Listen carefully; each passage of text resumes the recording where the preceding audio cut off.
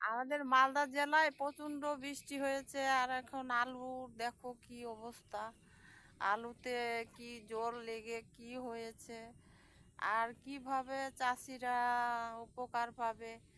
এত টাকা খরচা করে ফসল লাগাচ্ছি, তো ফসলে যদি এরকম ক্ষতি হয়, তো কিভাবে আর চাষমান করবে। চাষ করতে তো অনেক টাকা লাগে, আর এই যে অত টাকা মাটির ভিতরে ফেলে রেখে এখন আর সব খরচা করে এখন আলুটা সেই এখন টাকার কিয়াতে অঙ্কতে চলে এসছে, আর এখন এদের কত ডুবে গেছে আলুটা।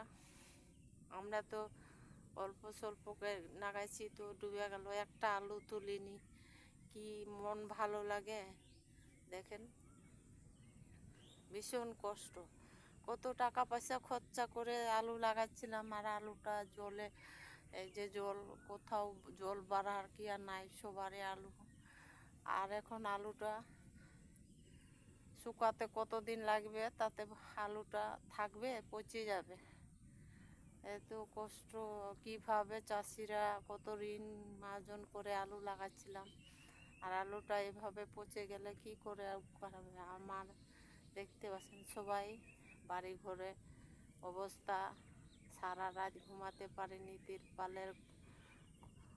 সব তিরপলের উপর তিরপল খেটে আছি, আর বাতাসে সব উড়ে নিয়ে চলে গেছে।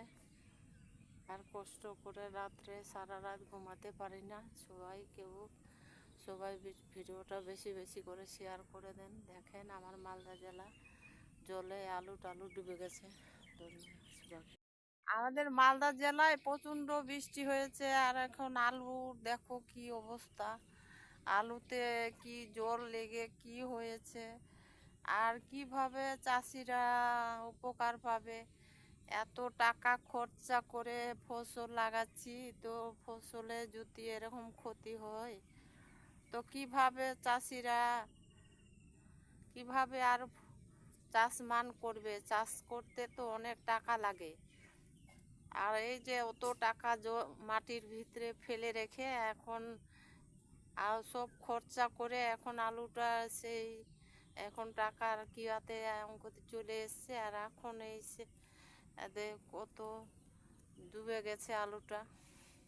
আমরা তো অল্প স্বল্প লাগাইছি, তো ডুবে গেল, একটা আলু তুলিনি।